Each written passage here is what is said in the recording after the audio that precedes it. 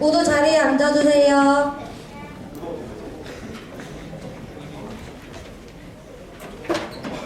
잠시만 기다려주시면 감사하겠습니다.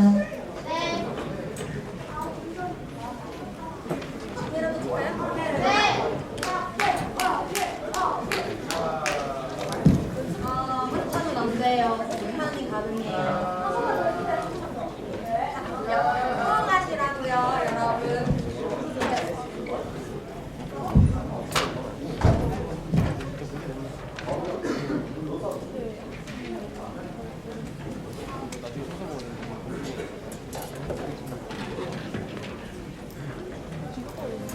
저희 이번 모의 재판에서 다룰 문제는 데이트 폭력을 당하는 피해자들에게 어느 정도의 정당방위를 인정해줄 수 있는가입니다. 현재 정당방위를 어느 범위까지 인정하는가에 대한 기준은 재판부마다 의견이 갈리고 있습니다.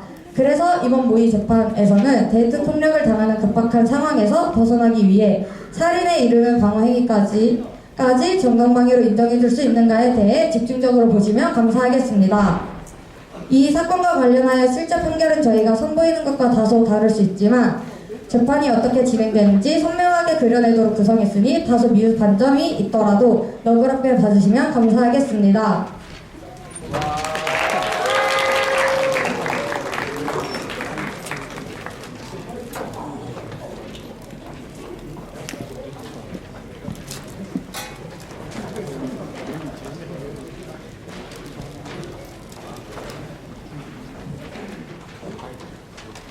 곧 재판이 시작될 예정입니다. 장내에 계신 모든 분들은 휴대폰을 꺼주십시오. 그리고 재판 중에는 정숙하시길 바랍니다. 우선 배심원단 입장하겠습니다.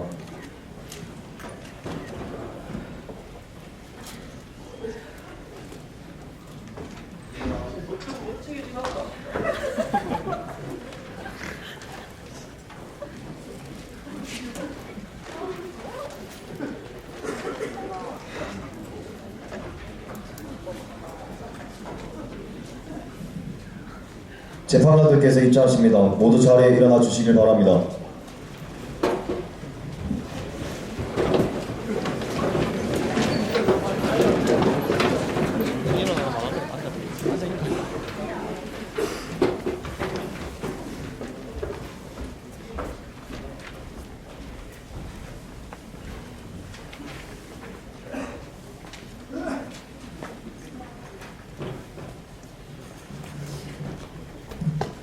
모두 자리에 앉아 주십시오.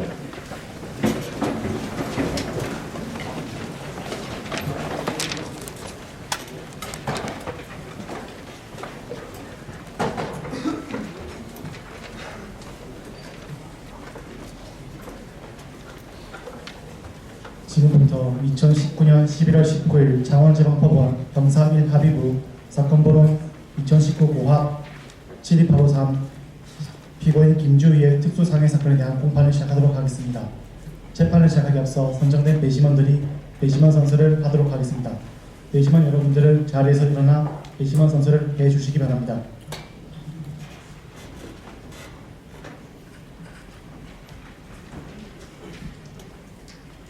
선서, 모든 배심원들은 이 재판에 있어 사실을 정당하게 판단할 것과 재판장이 설명하는 법과 증거에 의하여 진실하게 판결할 것을 엄숙히 선서합니다.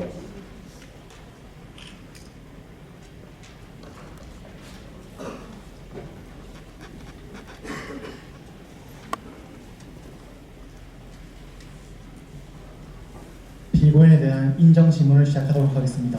피고인은 자리에서 일어나 주시기 바랍니다. 형사소송법 제283조 2에 의하여 피고인에게 진술 거부권을 고지합니다.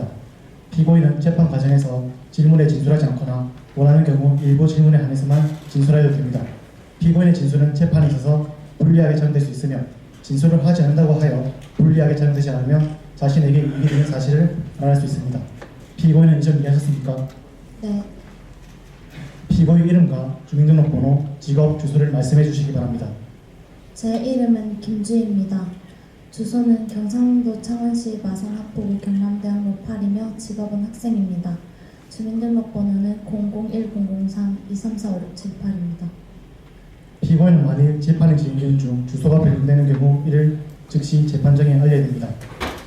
피고인은 착석해 주십시오. 검사 측 공소요지 진술하세요. 네, 시작하겠습니다. 피고인은 2019년 11월 3일 자신의 집에 찾아온 피해자 김선우에게 위험한 물건을 사용하여 상해를 입혔습니다.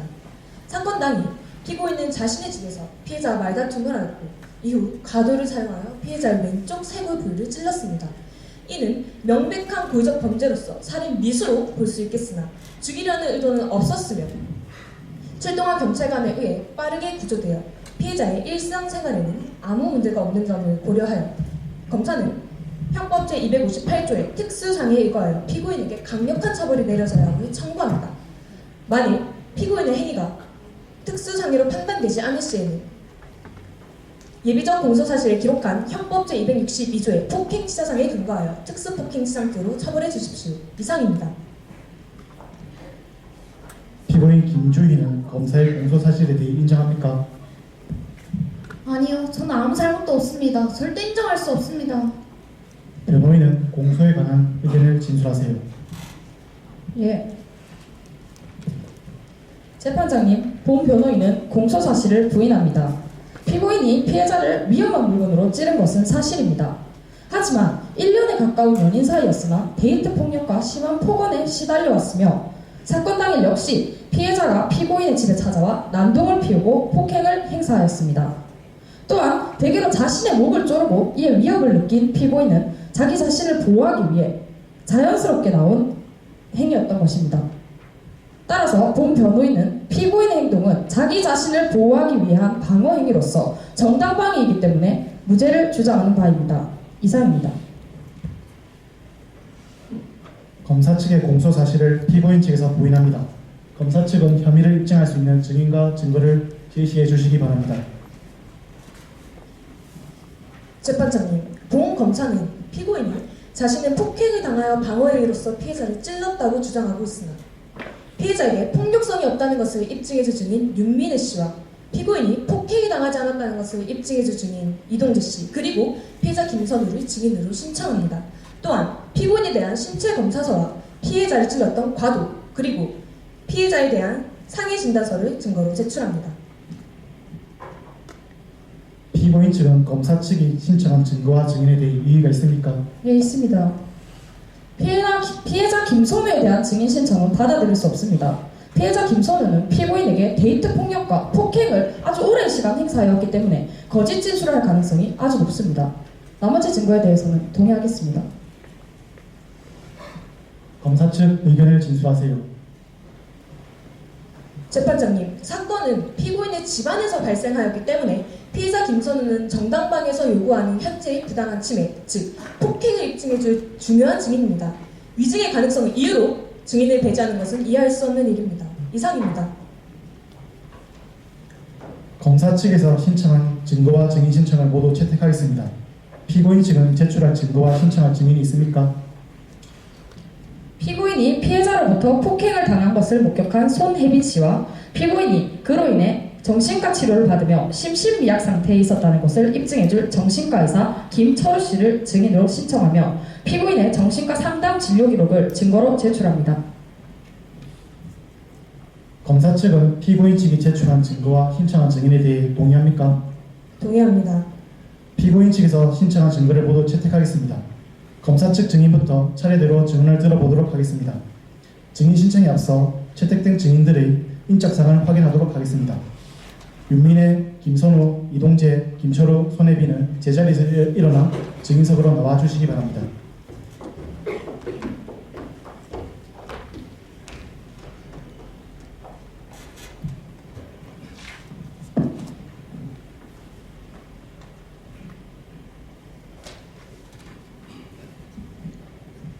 대표로 김철우가 선서를 한 후 인적사항을 확인하도록 하겠습니다.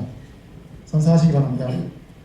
선서 선서 양심에 따라 숨김과 보탬이 없이 사실 그대로 말하고 만일 거짓이 있을 시 위증의 벌을 받기로 명세합니다. 증인 김철우. 윤민혜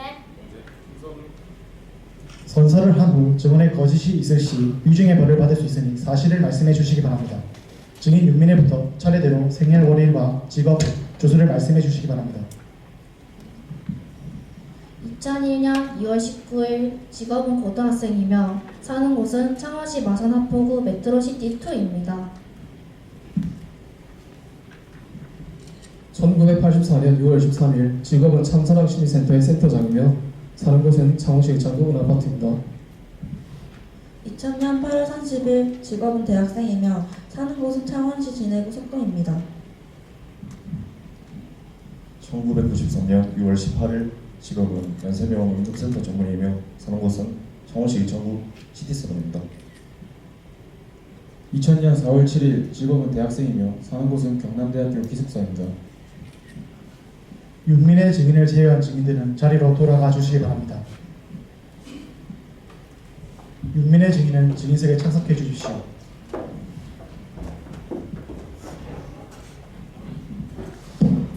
검사 측 증인 신문 시작하세요.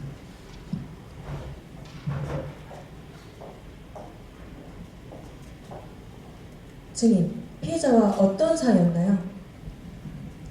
저랑 선 오빠는요, 고등학생 때부터 사귀기 시작해서 오빠가 대학교 가면서 헤어졌어요. 근데 우리 서로 첫사랑이었고 고등학교 내내 붙어 있었어요. 그렇다면 증인은 피해자에 대해 잘 알고 있겠군요. 피해자가 폭력성 있는 사람이었나요? 아니요, 언니. 우리 선 오빠는요, 마살이 낳고 ICY가 키운 경남고의 자랑이었어요. 그리고 모범 포창장도 3년 내내 받았었고 2학년이 봉사단체 그거 도맡아 한 것도 우리 선 오빠가 처음이었어요. 그만큼 오빠가 착하고 성품이 진짜 바른 사람이었어요. 그렇군요. 증인의 증언으로 보아 피해자는 성품이 바르고 평소 폭력성이 없는 사람으로 보여집니다. 이상입니다. 피고인 측 반대 신문 시작하세요.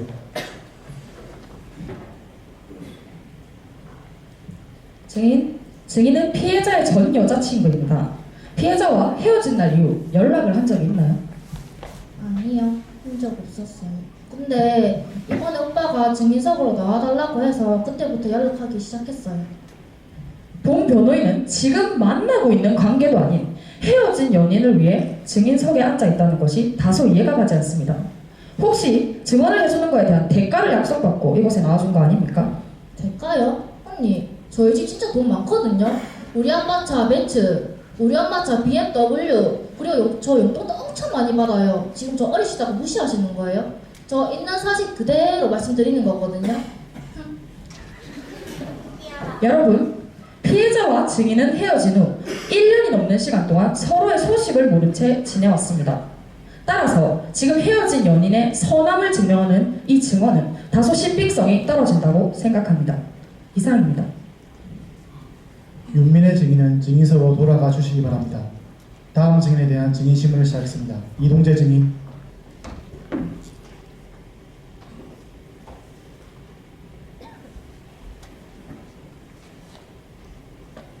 검사 측 증인 신문 시작하세요.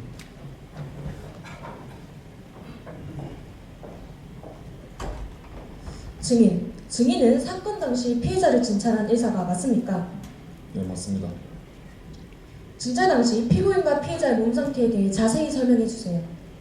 네, 응급실에 먼저 도착한 김선우 씨는 왼쪽 쇄골 위쪽부터 목까지 자상을 입은 채로 피를 많이 흘려 응급수술에 바로 들어갔고, 나중에 경찰과 도착한 김주희 씨는 피 범벅이었지만 진찰 결과가 외상은 없었습니다.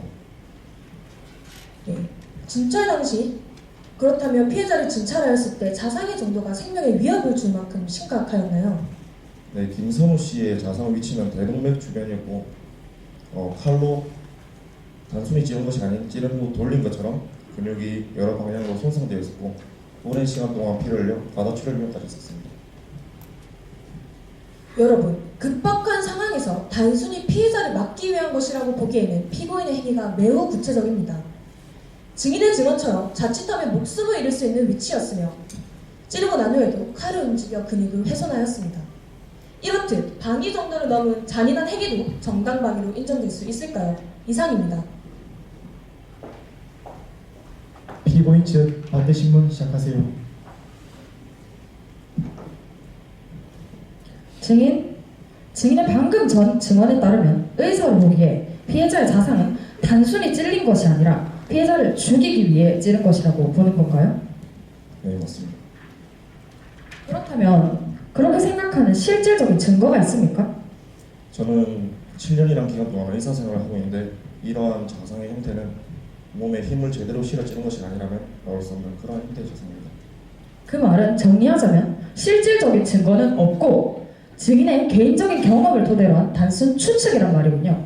네, 저희는 지금까지의 경험을 토대로 추측 판단할 수밖에 없습니다. 이상입니다. 이동재 증인은 증인석으로 돌아가 주시기 바랍니다. 지금부터는 변호인 측 증인 신문을 시작하겠습니다. 손혜빈 증인.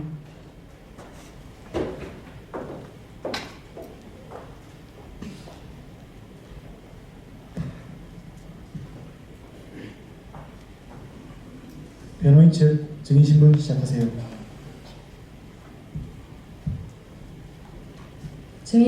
증인은 피고인과 어떤 관계인가요?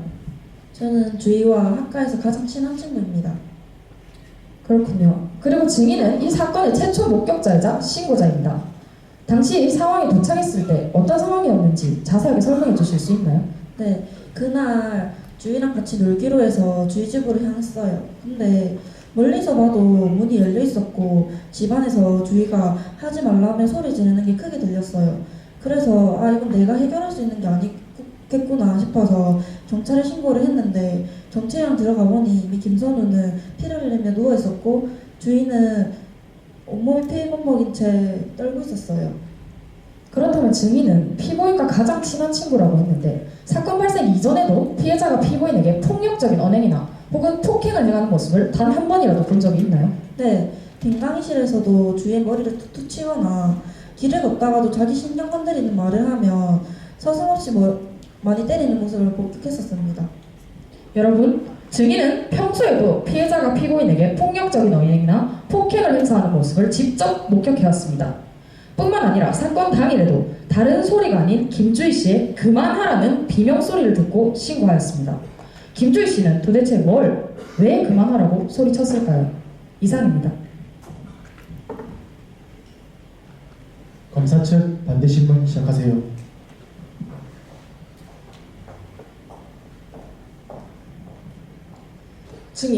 증인은 피해자가 피고인을 폭행하는 모습을 자주 목격했다고 하셨는데요. 그것을 입증할 만한 증거가 있습니까? 확실한 증거가 있나요? 증거는 없지만 제가 눈으로 봤잖아요. 지금 제가 선서까지 한 마당에 거짓말 하겠어요? 그럼 왜 폭행이 당하는 그 자리에서 경찰에 신고하지 않으셨죠? 그저 지켜만 보면서 방관만 한 건가요? 그때는 그렇게까지 심하지 않았으니까요. 주희도 신고를 안 하는데 제가 어떻게 신고를 해요? 피해자의 대학 선배나 동기들인 참고인 진술에 따르면 피해자는 정말 선한 사람이었고 김주희와는 행복해 보였다고 진술했습니다. 그런데 왜 손혜빈 증인의 증언만이 상반되는 것일까요? 단순히 피고인과 친구이기 때문에 그런 건 아닙니까?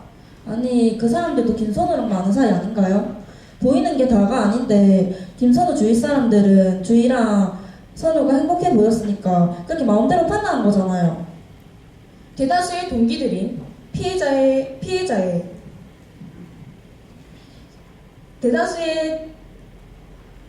대다수의 동기들인 피해자를 선한 사람이라고 증언하고 있음에도 불구하고 다른 사람도 아닌 피고인과 가장 친한 친구인 손혜빈 증인의 증언만이 상반되고 있습니다. 따라서 증인의 증언의 신빙성이 떨어진다고 생각되어집니다. 이상입니다. 손혜빈 증인은 증인석으로 돌아가 주시기 바랍니다. 다음 증인에 대한 증인 신문을 하겠습니다. 김철호 증인.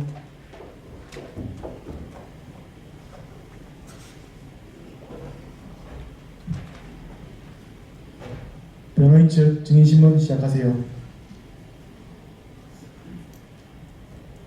증인, 피고인이 뭐 때문에 정신과 진료를 받았었나요? 김주희 씨는 남자친구로부터 지속적인 폭행을 당해서 약간의 대인기피증과 불안 증세를 보이고 있습니다. 대인기피증과 불안 증세, 그런 증세가 피고인이 한 행동에 영향을 미쳤다고 볼 수 있나요? 지속적으로 데이트 폭력을 당해왔기 때문에 심리적으로 불안감을 느낄 만한 상황이 조성되었다면 반사적으로 그런 행동이 나왔을 수 있다고 생각합니다. 여러분, 정상적인 심리 상태의 사람도 자신의 생명에 위협을 느낄 만한 상황이 온다면 본능적으로 자기 자신을 방어하는 행위를 하게 되어 있습니다. 그런데 피고인은 사건 발생 당일날 심신미약의 상태에 있었을 가능성이 아주 높으며 이러한 증세는 피고인의 행동에 아주 큰 영향을 미쳤다고 생각합니다. 이상입니다. 검사 측 반대 신문 시작하세요.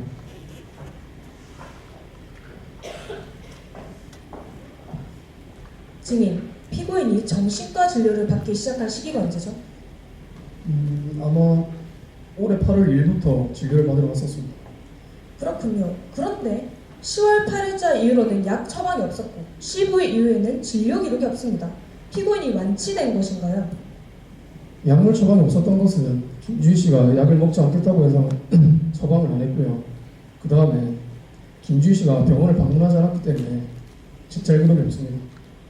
여러분, 마지막 진료 날인 10월 15일과 사건 발생 당시였던 11월 3일까지의 공백 기간은 짧지 않으며 사건 발생 전날까지도 피고인은 친구들을 만나 술을 마시고 노는 등 아무 문제 없는 생활을 하였습니다. 따라서 사건 발생 당시 역시 피고인은 심신미약의 상태가 아니었을 것으로 생각되어집니다. 이상입니다. 김철호 증인은 증인석으로 돌아가 주시기 바랍니다. 마지막으로 피의자 신청에 의하여 피해자 신문을 하겠습니다. 김선우 증인. 오빠 잘하고 와.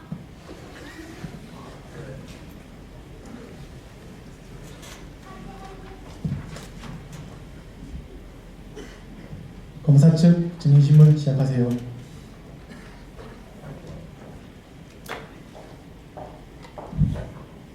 증인, 방금 전 손혜민 씨가 증언한 사실에 대해서 인정하시나요?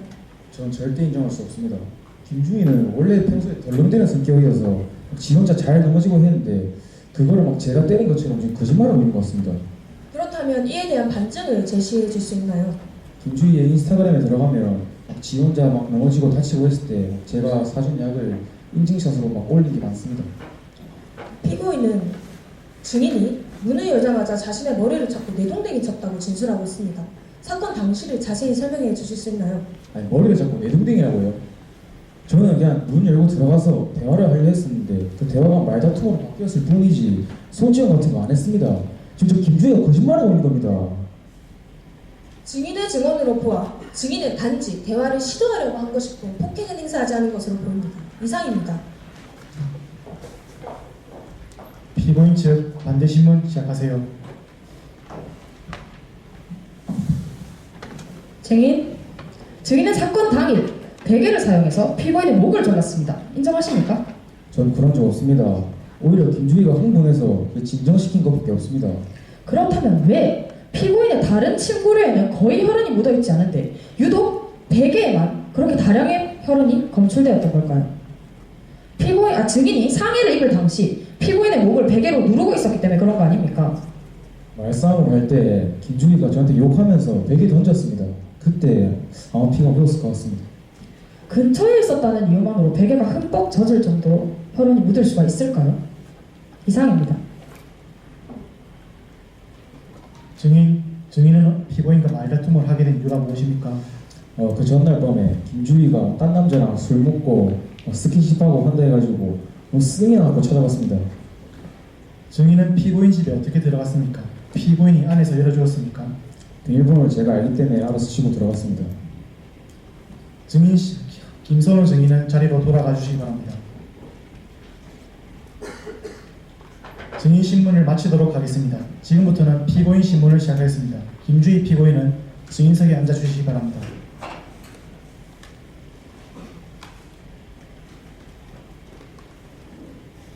검사 측 피고인 신문 시작하세요.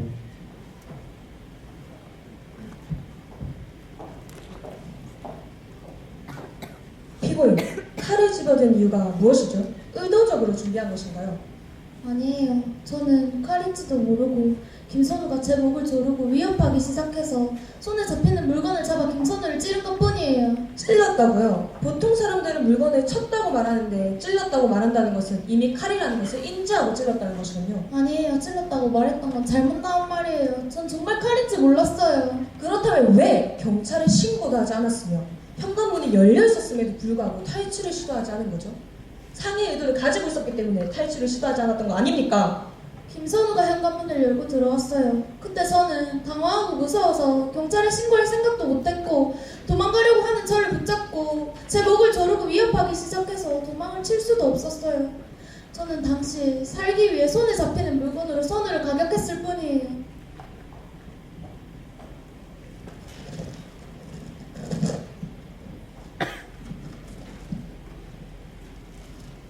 여러분들은 이것이 무엇으로 보이십니까?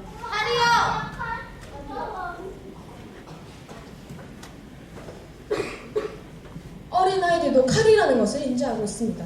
그런데 칼이라는 것을 인지하지 못하고 집어들였다는 것에 보험검사는 피고인의 진술이 다소 이해가 되지 않습니다. 이상입니다. 변호인 측 반대신문 시작하세요. 피고인, 사건 당일 어떤 상황이었는지 설명해 주실 수 있나요? 많이 힘드신 거 이해합니다. 그래도 증언해 주셔야 합니다. 피고인의 자력만으로 도망칠 수 있는 상황이었나요? 아니요. 그날 비밀번호 치는 소리가 들려서 혜빈이인 줄 알고 현관문으로 갔더니 김선우가 벌컥 들어와서 제 머리채를 잡고 보호적으로 저를 밀쳤어요. 김선우는 미친놈처럼 소리를 지르면서 시키는 대로 안 하면 절 죽이겠다고 협박했어요. 진짜 미친 듯이 무서웠고 다리 힘조차 안 들어가는데 도망쳐야겠다는 생각은 무슨.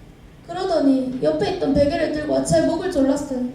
다 큰 성인 남자가 제 위에 올라타서 목을 조르는데 도망간다는 게 말이나 돼요? 도망칠 수 있을 것 같아요? 저 진짜 억울해요.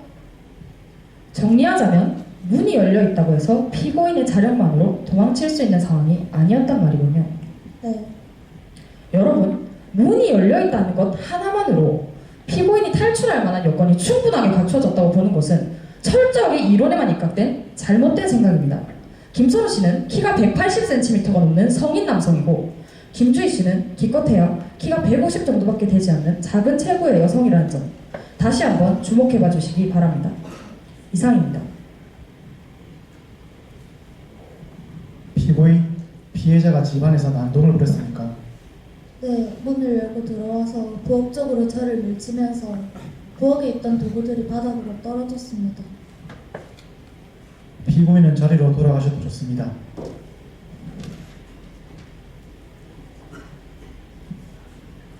검사 측 구형 시작하세요.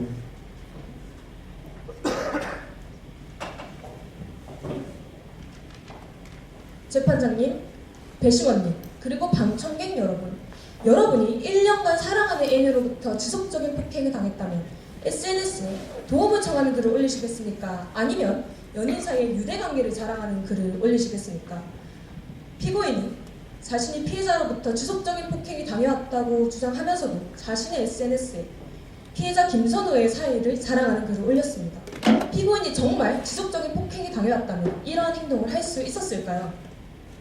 피해자 김선우는 피고인의 SNS와 증인 윤민혜 씨의 증언처럼 평소 폭력성이 없는 사람입니다. 연인 사이에 있어 연인이 몰래 다른 이성과 애정행각을 했다는 것을 듣는다면 화가 나고 대화하고자 하는 것이 당연합니다. 이에 피해자는 대화하기 위해 피고인을 찾아갔고 말다툼으로 커진 것입니다. 이러한 경위를 따져보았을 때 피해자는 대화하기 위해 찾아간 것이지 폭행의 의도가 없었음을 알 수 있습니다. 또한 피해자가 피고인의 집으로 들어갈 때에도 현관문을 잠그지 않은 것으로 보아 피해자의 행위가 고의적이고 계획적이지 않다는 것을 알 수 있습니다. 피고인은 자신이 피해자로부터 지속적인 폭행에 당해 정신과 상담을 받고 있다고 주장하고 있으나 사건 당일에는 약물 복용과 치료를 받고 있는 상황도 아니었습니다. 이에 피고인이 사건 당시 지속적인 폭행으로 인한 심신미약의 상태가 아니었을 것으로 생각되어집니다. 또한 사건 당시 피해자의 몸 상태는 응급수술을 받아야 할 정도로 위험했으며 피고인의 몸에는 폭행의 흔적이라고는 찾아볼 수 없었습니다. 이러한 심각한 상황에서 피고인은 탈출을 시도하지 않았을 뿐 아니라 피를 흘리는 피해자를 보고도 신고하지 않은 채 방관까지 하였습니다. 이러한 피고인의 행위는 평소 피해자로부터 폭행에 당해 공포감을 느꼈다거나 사건 당시에도 위협을 느꼈다고 생각되어지지 않습니다. 이를 바탕으로 피고인의 행위는 자신을 방어하기 위한 행위가 아닌 상해 의도를 가지고 피해자를 찔렀다고 보니 타당합니다. 따라서 피고인에게 현재의 위난이 존재하지 않음을 알 수 있으며 지속적인 폭행으로 인한 현재의 부당한 침해가 과거로부터 계속해서 이어졌다는 피고인 측 주장은 타당하지 않습니다. 설령 본 사건을 떠나 피고인의 행위가 정당방위로 인정된다고 하더라도 생명의 위협이 갈 정도였기 때문에 피고인의 행위는 과하다 할 것입니다. 따라서 보험검사는 형법 제258조 2의 1항에 의거하여 피해자를 흉기로 상해한 피고인에게 징역 5년을 구형하는 바입니다. 이상입니다.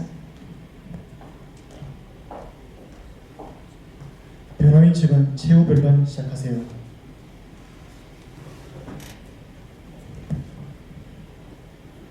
본 사건의 피해자 김선우는 자신이 평상시에 폭력성이 없음을 주장하고 있으나 이를 반증할 증인이 분명하게 있고 사건 발생 당일 피고인의 집에 들어갈 때 문도 닫지 않은 채 피고인을 위협한 것으로 보아 상당히 우발적이고 감정적임을 알 수 있습니다. 피해자가 문이 열리자마자 피고인에게 위협을 가하는 행위를 했다면 탈출 못하는 것 역시 당연하고요. 누군가 자신의 목을 조르고 생명을 위협하는 상황에서 탈출할 수 있는 사람이 몇이나 될까요? 또한 피고인이 과거부터 지속적으로 폭력을 당하면서 꾸준히 받아온 정신과 진료는 우리나라 법에서 요구하는 정당방위의 요건, 현재의 부당한 침해, 즉 사건 발생 당일날의 부당한 침해가 과거부터 지금까지 지속적으로 이어져 왔음을 충분하게 입증해주고 있습니다. 과거부터 지속적으로 이런 폭행을 당해왔기 때문에 김주희 양은 사건 당일 역시 심신미약과 불안 증세에 있었을 가능성이 아주 높고요. 따라서 저번 원문 속의 피해자 김선우의 모든 행위는 피고인에게 큰 위협으로 다가왔을 것이고 그로 인해 살기 위한 본능에 따라 방어행위가 나온 것일 뿐입니다. 존경하는 재판장님, 그리고 배심원 여러분, 지금 재판되어지고 있는 이 사건이 나와는 아무 관계없는, 우리 가족과는 아무 상관없는 사건처럼 느껴지십니까? 2018년 작년 한 해를 기준으로 데이트 폭력 입건자 수만 1만 명을 넘어섰습니다. 입건자 수만요. 이건 역시 수면 위로 일부만 드러난 빙산의 일각일 뿐입니다. 누구보다 나를 잘 알고 사랑해줬던 연인이 한순간 돌변해 손찌검을 하고 폭력적인 모습을 보인다면 여러분 받아들일 수 있겠습니까? 평상시 보여주는 다정한 모습이 계속 눈에 밟히고 다시는 안 그러겠다는 약속의 말을 믿고 싶지 않겠습니까? 이것은 더 이상 그들 스스로 해결할 수 있는 일이 아닙니다. 국가의 도움이, 법의 도움이 필요한 때입니다. 그 누구의 도움도 받지 못한 김주희 양이 지금도 보호받아야 될 피해자가 피고인이라는 이름을 달고 법정에 섰습니다. 사랑한다는 이유 하나만으로 폭행과 폭언을 참아왔던 김주희 양이 살기 위해 행했던 마지막 몸부림을 단순히 계획된 범행 취급하며 무시하지 말아주세요. 따라서 본 변호인은 피고인 김주희의 행위는 자기 자신을 보호하기 위한 정당방위이므로 무죄를 주장하는 바입니다. 이상입니다.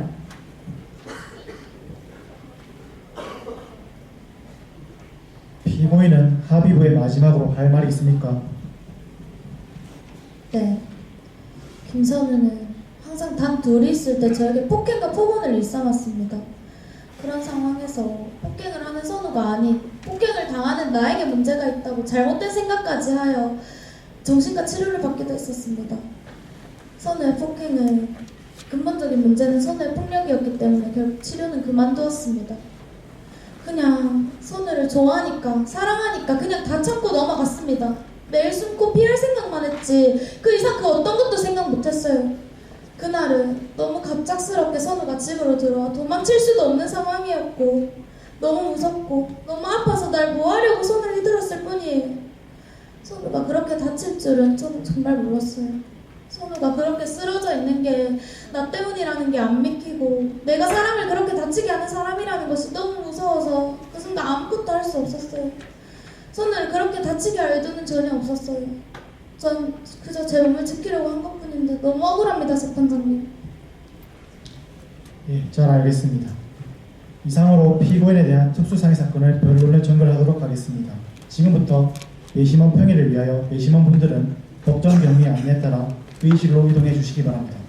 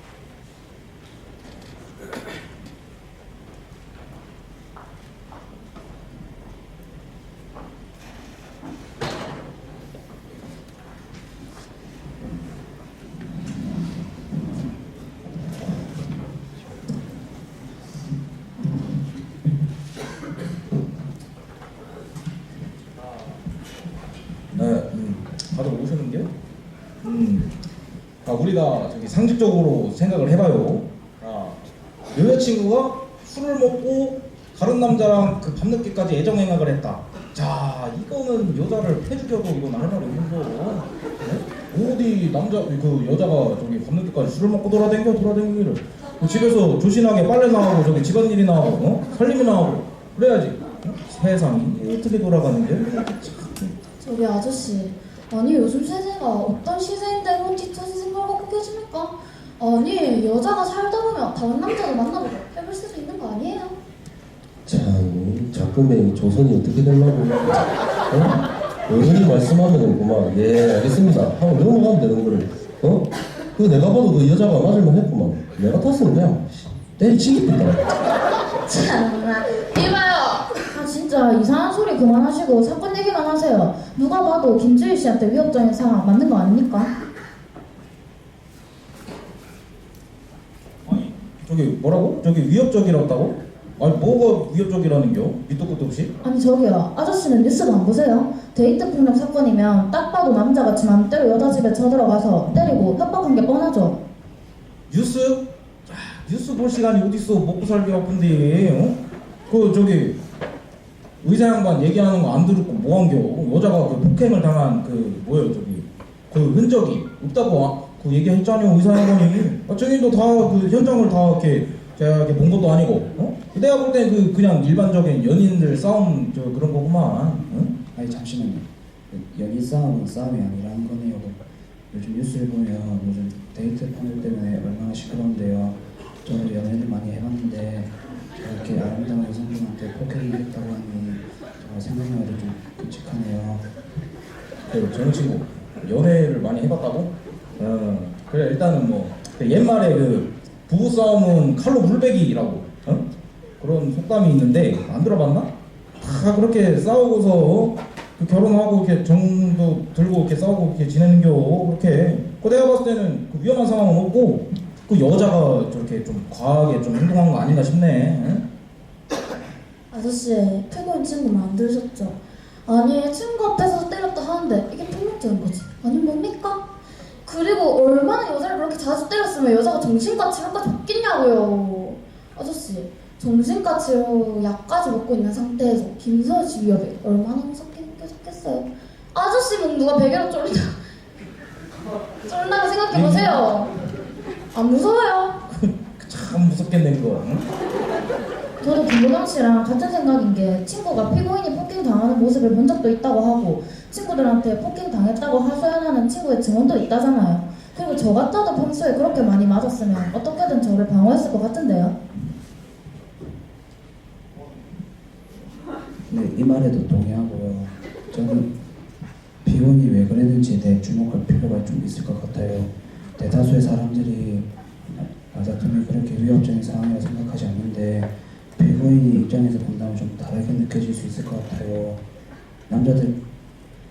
남자들끼리도 남자들끼리도 장난치다 보면 아 이건 좀 아닌데 할 수 있는데 여자인 피고인은 오죽하겠냐고요. 이런 상황에서 보면 피고인은 어쩔 수 없는 방어행위였다고 생각해요. 저 피고인의 얼굴 보세요. 저 얼마나 불쌍하죠. 아니 인스타그램이요. 그 인스타그램 보니까는 맨날 첫날 그 다친다고 그 사진 올리고 좋아요 받고 했더만 그 여자가 조신하지 못해가지고 아니 상식적으로 그 또들이 맞아가지고 그 정신과 치료까지 받고 그랬으면 그 SNS 할 정신머리가 어디 있어요? 그 경찰서가 신고를 해야지. 예? 다 그 거짓부렁이 거짓부렁이. 그거야 김서희 씨 사랑하니까 어쩔 수 없었겠죠. 저기요, 사랑하는 연인 경찰서에 집어넣을 수 있어요? 그리고 저는 김주희 씨가 오히려 피해자라고 생각하는데요. 아니 왜 피고인 속에 있냐고요. 피해자 속에 있어야지. 그 여자가 참 그렇게 목소리가 음성이 그렇게 높아도 되는 건가? 그 여자가 이렇게 목소리가 담장을 넘어가면은 나라가 망한다 그랬어. 그래 참 아니 신고를 안 한 거는 지 잘못이지. 그거 뭐가 피해자야 그게? 지가 잘못한 건데?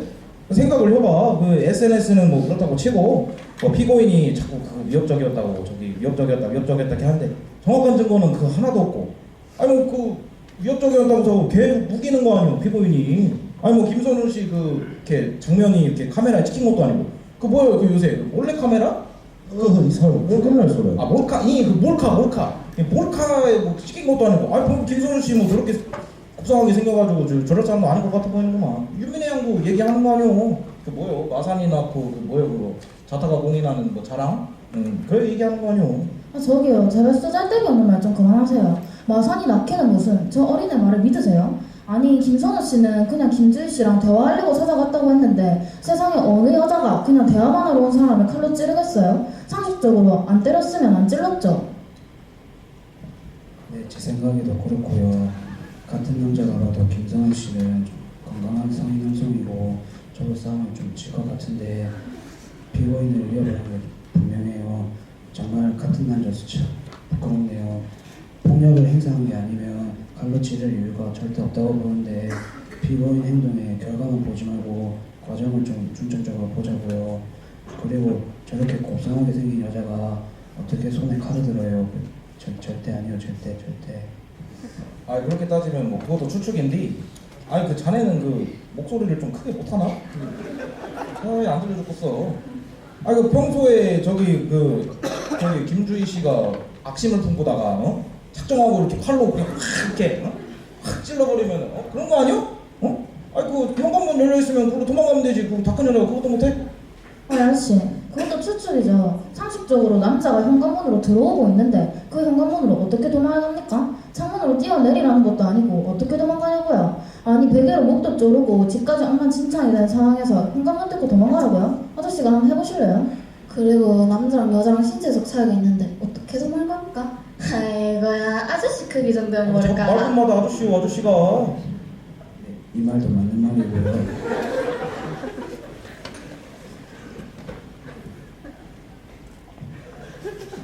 말을 똑바로 좀 해봐.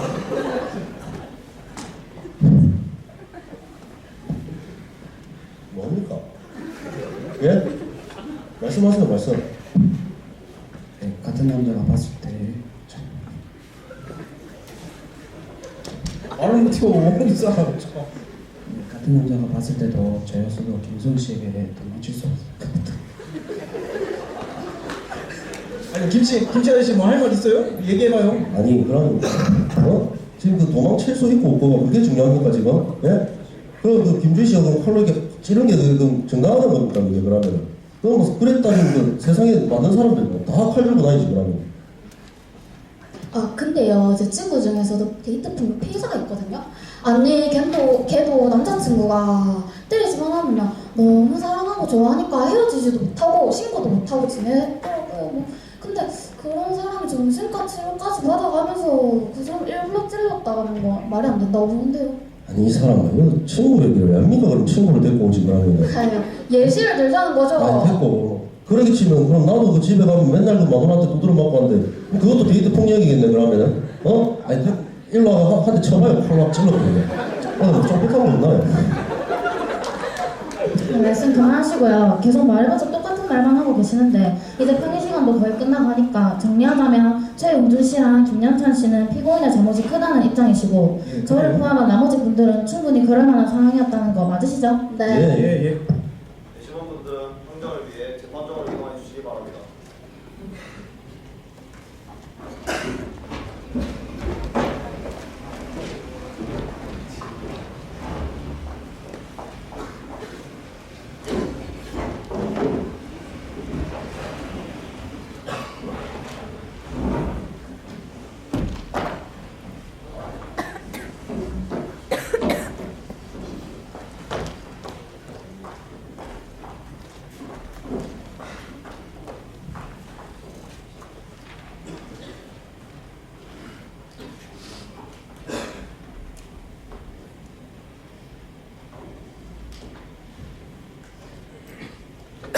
있지 않습니다. 모두 자리에 일어나 주시기 바랍니다.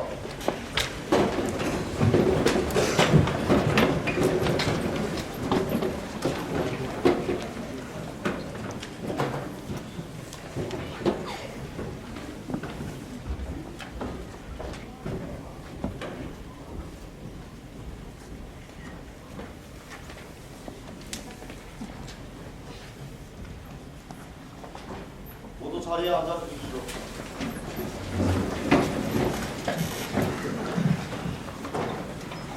지금부터 2019년 11월 19일 창원지방법원 형사 1합의부에서 사건 번호 2019 고합 7285상 피고인 김주희의 특수상해에 대한 판결을 선고하도록 하겠습니다.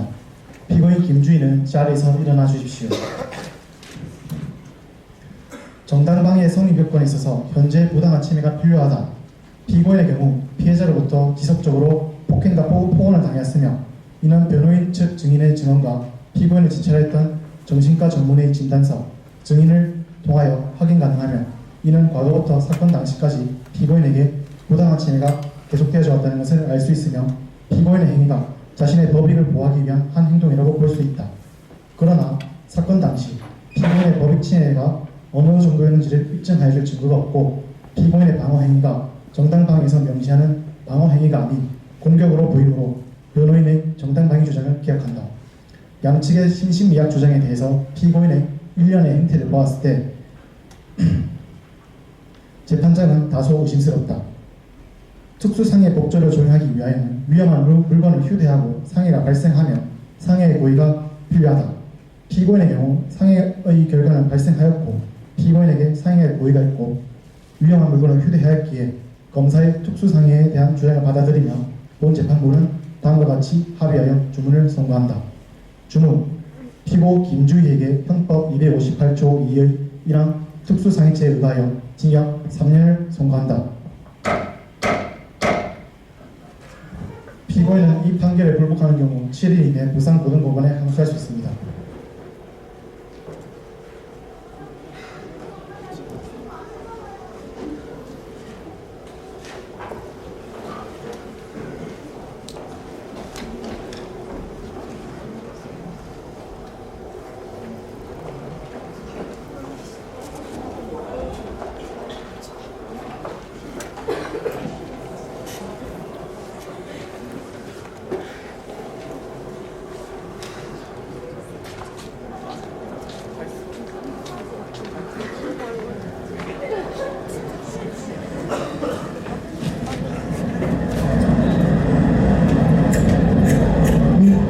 시계는만 왜 카메라 들고 말안 되네.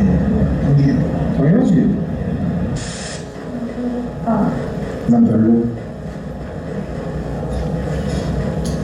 그래 선물 사왔다. 뭐? 헐 뭐야? 예쁘다. 내가 또 우주 좋아하는 거 어떻게 알고? 아 어디지? 야 너무 예뻐 고마워. 그래, 나 그래. 벌써 갔다 올게. 그래. 아 각도 잘 나오잖아. 아 됐다. 주야 말 좀 잘 듣자. 어?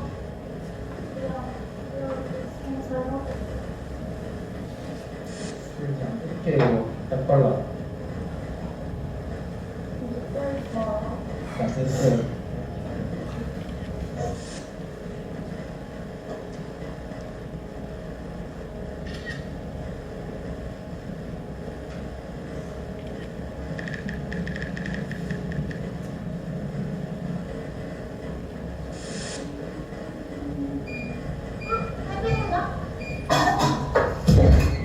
뭐야? 우리 뭐야? 개그스. 아 티도 나고 왜 그래?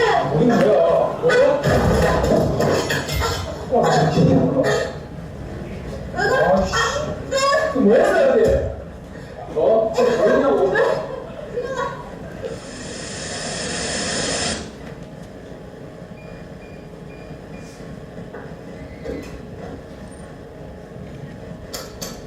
아, 집 들고 여전하네.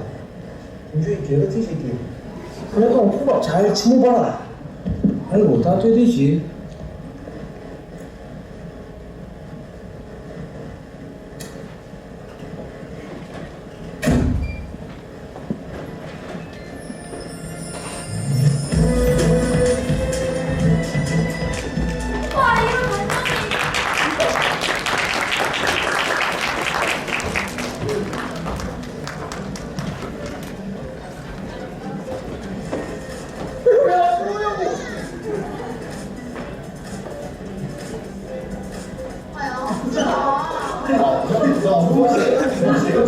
그럼 저